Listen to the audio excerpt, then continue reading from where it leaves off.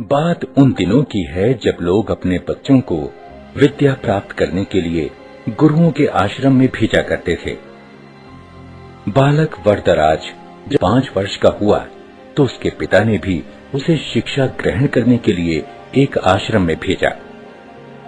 आश्रम में गुरुजी ने अन्य बालकों के समान ही वरदराज को भी पढ़ाना प्रारंभ किया।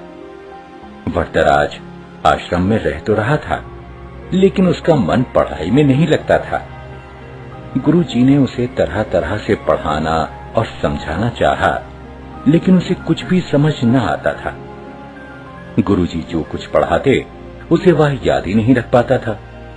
उसकी ऐसी स्थिति देखकर आश्रमवासी बच्चे उसे मंद बुद्धि कहकर चिढ़ाने लगे। इसी प्रकार 5 वर्ष बीत गए। धीरे धीरे उसके सहपाठी उससे आगे बढ़ते गए, पर वरदराज वहीं का वहीं, वह कुछ भी विशेष न सीख सका था। उसके साथ जो पढ़ने आए थे वे तो आगे बढ़ ही गए, जो बाद में आए वे भी उसे पीछे छोड़ आगे निकल गए। एक दिन गुरुजी भी हार मान गए। निराश होकर उन्होंने वरदराज से कहा, बेटा वरदराज, मैं समझता हूं कि पढ़ना लिखना तुम्हारे वश की बात नहीं है।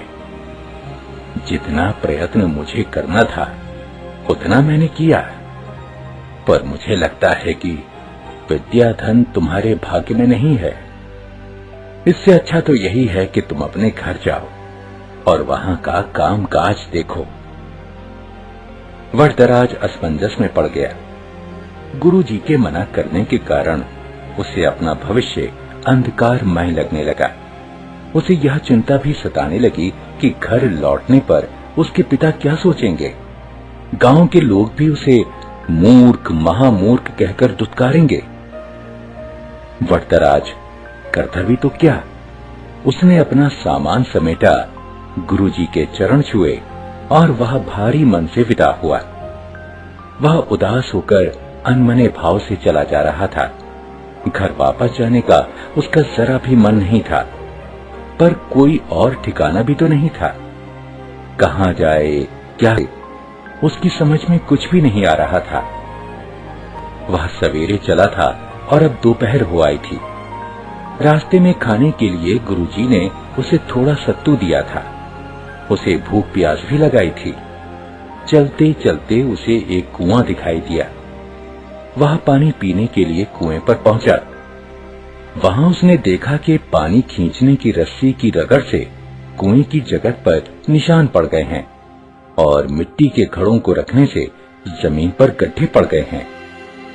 यह दृश्य वरदराज के मस्तिष्क में बिजली की तरह कौंध गया। उसने विचार किया कि जब रस्सी की बार बार रगड़ खाने से कठोर पत्थर पर निशान पड़ सकते हैं, तो क्या लगातार परिश्रम करने से मैं विद्वान नहीं बन सकता? बस फिर क्या था। वरदराज के मन में आशा की किरण जगी।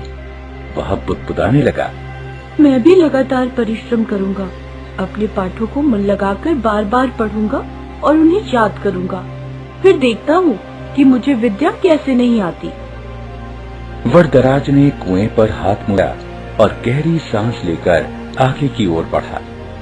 अब वह सभी प्रकार की चिंताओं से मुक्त था, इतना कि उसे भूख प्यास की भी चिंता नहीं रही थी। वह तेज कदमों से चल रहा था। अब वह दूसरी ही तरह का वरदराज था। वह घर की ओर नहीं बल्कि आश्रम की ओर लौट चला था। सूर्यास्त होने को था। गुरुजी आश्रम की वाड़ा में टहल रहे थे। तभी उन्होंने वरदराज को आते हुए देखा। उन्हें लगा कि शायद आश्रम में कुछ छूट गया हो, जिसे लेने वह लौटा है।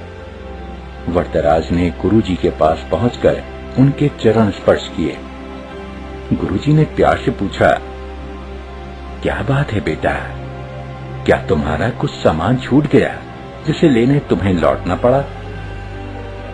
वरदराज नम्रता पूर्वक बोला, हाँ गुरुजी, मेरी विद्या यही छूट गई है, जिसे इस बार मैं अवश्य लेकर जाऊंगा। अब मेरी आंखें खुल गई हैं। मैंने निश्चय किया है कि मैं पूरी लगन और परिश्रम से पढ़ूंगा। अब कभी आपको निराश होने का अवसर नहीं दूंगा। गुरुजी का दिल पसीज गया। उन्होंने वरदराज को गौर से देखा। उसकी आंखों में चमक थी। गुरुजी ने इतना भर ही कहा, तुम जो कुछ कह रहे हो, यदि उसे कर दिखाओगे तो मुझे बड़ी प्रसन्नता होगी। वरदराज ने पढ़ाई प्रारंभ की। अब तो उसकी भूख और नींद पता नहीं कहां गुम हो गई थी। वह देर रात तक पढ़ता और प्रातः सबसे पहले उठ जाता। वह अपना एक क्षण भी व्यर्थ न गवाता। उसने दिन रात एक कर दिए। इसका प्रभाव यह हुआ कि जो पाठ याद करना उसे पहाड़ पर चढ़ने के समान कठिन लगता था, अब वही सरल लगने लगा था। गुरुजी और अन्य बालक वरदराज में आए। इस परिवर्तन को देख आश्चर्यचकित रह गए। अब वरदराज की जिंदगी प्रतिभावान बच्चों में होने लगी। यह उसकी लगन और कठोर परिश्रम का ही चमत्कार था। जानते हो, यही वरदराज आगे चलकर संस्कृत के महान विद्वान बने। संस्कृत के सबसे बड़े विद्वान पाणिनि के बाद वरदराज का ही नाम